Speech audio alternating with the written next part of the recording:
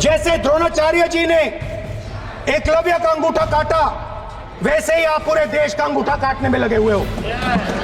ये अंगूठा काटने की बात करते हैं, इनके राज में सिखों के गले काटे गए, सिखों के पर कत्लेआम किया गया, सिखों के बाद दंगे सबसे ज्यादा हुए तो कांग्रेस के समय हुए।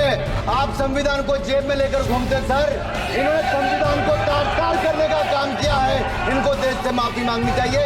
गांधी परिवार और कांग्रेस पार्टी का पूरा कारनामे इसके अंदर लिखेंगे, कैसे आपने धज्जियां उड़ाई है। बीजेपी की तरफ से अनुराग ठाकुर,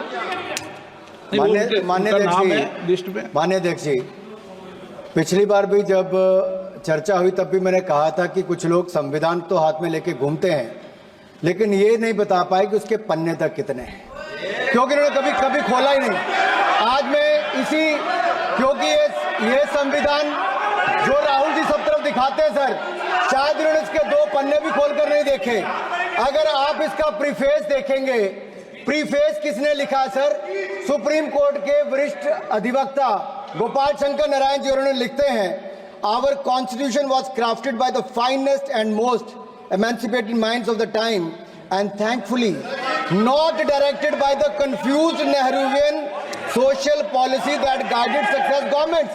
वो इनकी नेहरू जी की विचारधारा पर सवाल खड़ा करते हैं और उन्होंने लिखा है कि giants like B.R. Ambedkar, B.N. Rao, Sardar Patel, K.M. Munshi Alladi debate provisions to protect the basic freedom. उन्होंने श्रेय दिया है तो अम्बेडकर जी को, सरदार पटेल और आगे।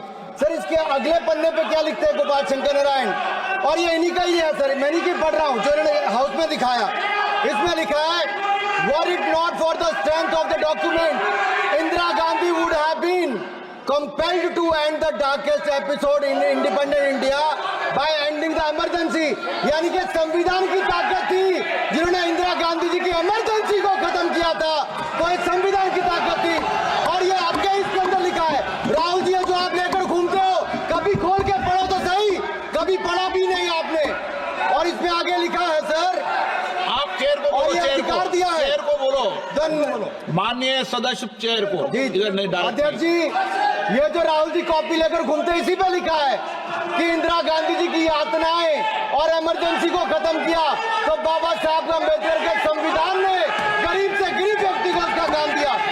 सर आप इसके प्रीफेस पे जाइए, सर आप इसके प्रीफेस के बाद फॉरवर्ड जो लिखा सर, ये भी सुप्रीम कोर्ट के बहुत बड़े वकील है, उन्होंने क्या लिखते हैं सर कि जब संविधान बना उसके बाद सर, देश आजाद होने के बाद पहले दिन से ही लेजिस्लेटिव और हमारी ब्यूरोक्रेसी सर, हमारी दोनों ने ही जुडिशरी के साथ सींग फंसा के रखे, जुडिशरी को नीचे दिखाने की बात की। सर ये मैं नहीं कह रहा, ये वही किताब कह रही है जो राहुल गांधी हाथ में लेकर घूम रहे हैं। सर मैं पढ़ के सुनाता हूँ, from the earliest years itself the legislative wing and the executive wing of the state on the one hand confronted the judicial wing on the other with the accusation that they had vastly approached upon the powers not given to them but given to the executive। The then law minister on 28 October 1976 issued a strident warning to the judges of the Supreme Court and I quote, sir मैं quote कर रहा हूँ, an atmosphere of the confrontation was thought to be created by those whose duty it was to see that they did not encroach upon the field which did not legitimately belong to them। Nothing should be left undone now to ensure that such a situation did not recur। If even after the amendments confrontation continues, then I think it will be a bad day for the judiciary। ये कौन कह रहा है? उस समय के law minister कह रहे हैं। और क्या कहते हैं sir? Again we are trying to save them from the temptation to intrude into the powers which do not belong to them। What we are doing today is not to save the people from the judges। ये कह रहे हैं we are trying not to save the people from the judges but really enabling the judges to save them from themselves।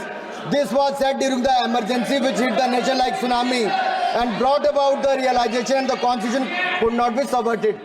Sir अगर ये संविधान जो बाबा साहब अम्बेडकर ने दिया उसी ने देश को बचाया, राहुल जी कभी इसको पढ़कर देखिए, गांधी परिवार और कांग्रेस पार्टी का पूरा कारनामे इसके अंदर लिखेंगे, कैसे आपने धज्जियां उड़ाई। एक तो एक दूसरा ये जो कहते हैं बीजेपी के लोगों को सर ये मनगढ़ंत आरोप, सर ये अंगूठा काटने की बात करते हैं, इनके राज में सिखों के गले काटे गए, सिखों के पर कत्लेआम किया गया,